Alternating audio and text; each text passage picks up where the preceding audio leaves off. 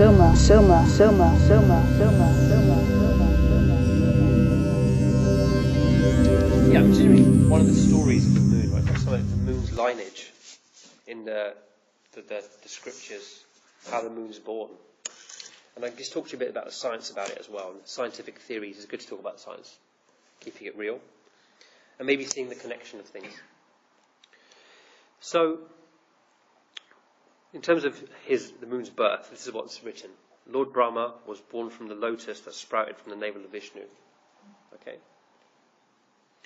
So, Lord Brahma is the creator of the reality we see, and Vishnu is the creator of everything we see. So you see that there's two levels of it. Creator of everything, then creates the creator of our reality, born from that. Okay? Brahma then has a son named Atri, one of those 7 rishis. This number 7 repeats, as I mentioned before in class. Everything you see has 7 influencing it. In a way, I feel like this 7 energy is like a way of dividing up things. And there's like these rays that have different influence in life, different spheres in life. That's very esoteric stuff. To keep simple, the son of Atri, who was the son of Brahma, okay, was Soma. Okay? So that's the kind of the moon's origin in lineage. Okay? And just for future. Where does Soma come in now? Yeah, maybe if I draw a line between might be a bit easier.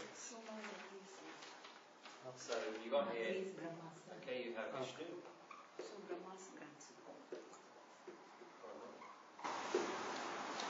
And then from here you have 3, that's right, one of the 7 rishis. Okay?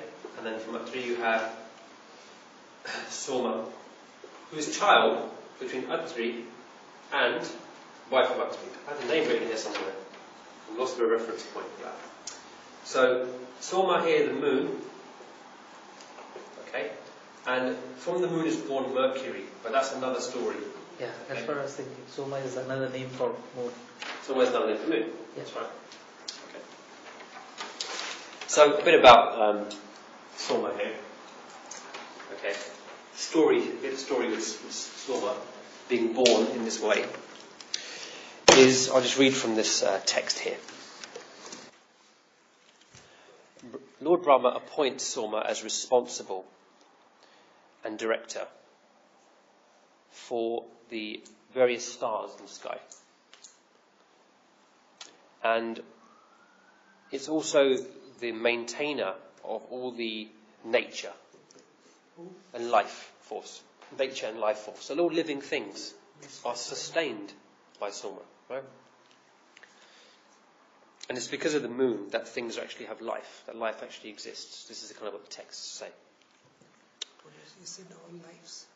All life, yeah, all life. I think Atri's wife is probably Anasuya. Probably. That sounds about right to me. I had it in another bit of the text here. That sounds good. Anasuya. Anasuya, thank you. Yeah.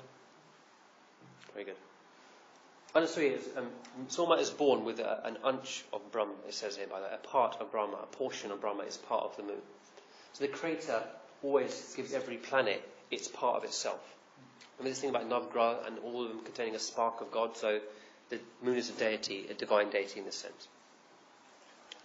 Okay, so going back to this here.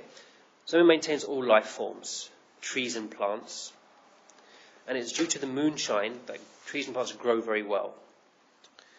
Soma is also the source of the food grains, strength and longevity.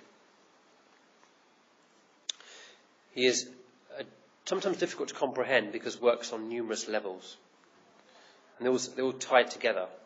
In the ancient text, Soma was used as a drink. And it was brewed from a plant.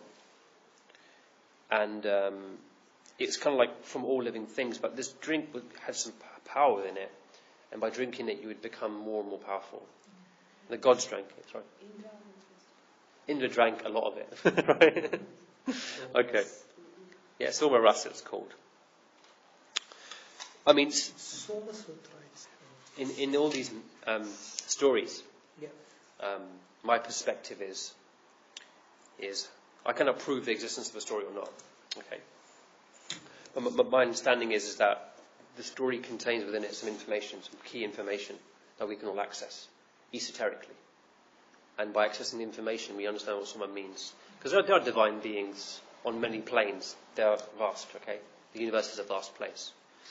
But this idea that by drinking Somas, the gods become more and more powerful, this is the kind of, I think I'll read this bit out here. It says here, as a drink, Soma is the ambrosia of the gods. It was due to this influence they could rise above all obstacles to reach their goals. Indra was a great drinker of the substance. He drank rivers of it to gain the strength needed to overcome the fearsome dragon, Vritra. Agni also consumed it in large amounts. Soma was what gave Vedic gods their immortality. It was also a drink for mortals, like normal human beings, a gold-coloured plant, a gold-coloured nectar derived from a Soma plant. They mention there might be a particular plant here. The drink brought hallucinations to those who consumed it. So you think, this is some sort of a drug here. It helped warriors to overcome their fears in battle, and it helped poets to become inspired to create. Soma was a bridge between the mortal world and that of the gods. What is Soma to us now? Present. The moon's power. The moon's power, right? This is one side of it. When the moon grows, there is more Soma generally present. Okay? And when the Soma goes weak, there's less Soma around. Okay? And the gods are the good part of you. You are the God. Gods are in you, right? So as Soma grows, you have more godly power. Okay? And as Soma declines, you have more ungodly power. So it becomes more influential. Tamasic power becomes more influential. Okay? They're all parts of ourselves, aren't they? So you've got to understand, this point of view, Soma is that's how we experience Soma. Okay? And again, in a time like today the moon's in Taurus is quite strong, there's abundant and growing abundance of Soma at the moment, and you'll feel it. It's like a rust. Okay? And whenever you talk about spirituality amongst people who are of common interest to you, also you're accessing Soma. Okay? It's discussion class right now. It's accessible to us in the spirit we're in. And in a way, not to be in it is a waste of the time you have when Soma is bright.